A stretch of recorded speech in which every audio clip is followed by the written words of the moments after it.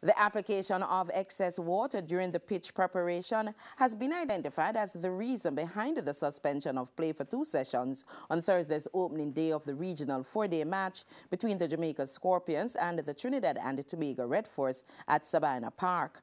The incident is unprecedented in first-class cricket at the venue. Here's Spencer Darlington. In 1998, a test match between the West Indies and England at Sabina Park had to be abandoned after just 62 deliveries on the opening day because of what was deemed to be a dangerous pitch.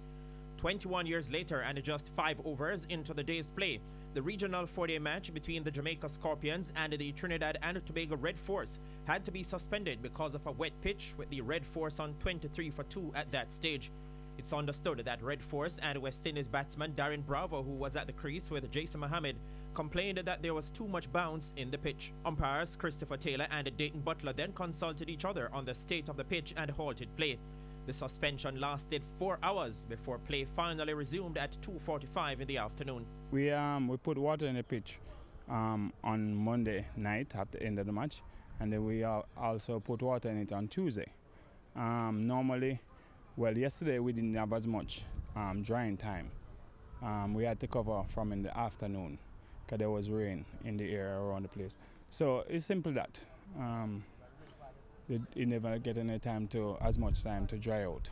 Red Force coach Kelvin Williams laid the blame at the feet of the standing umpires and match referee. Consultants, between themselves and the match referee, actually went and passed the pitch fit to play. It was a mistake by them. They could have waited and give the pitch some time to dry out before start play. But again, you stop it or you suspend play when we lost. We lost the second wicket, which was poor judgment on their behalf. Many spectators who were left frustrated at the lengthy stoppage also blamed the match officials. The first time I've seen umpires inspecting the wicket and saying it's good for play, and after 5 overs they suspended play. And the same wicket that was not good, that was good to play on at 10 o'clock, at 2:30 was not good to play on. So that's baffling where the umpires are concerned. The umpire make the decision and say the pitch is fit to play. I don't believe that they should have made such a decision on the pitch. Eventually, 5 overs later, the pitch was faulty. So 100% they should blame the umpire. Well, umpire shouldn't start a cricket match if it's pitch wet. It should never start.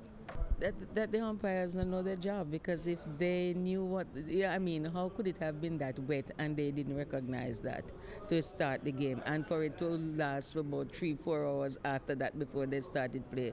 That means they didn't know whether their job. However, Sabina Park's curator Michael Hilton, who has been in that position for the past 5 years, exonerated the standing umpires. Well, the umpires would know how it's going to play until they start the play. They would have seen on top of the surface would have been fine. The umpires, and then when the ball start hitting the surface, then is when they would have really found out that is, underneath the ball is not standing, the pitch is not standing up to the ball hitting on it. Spencer Darlington, TVJ Sports.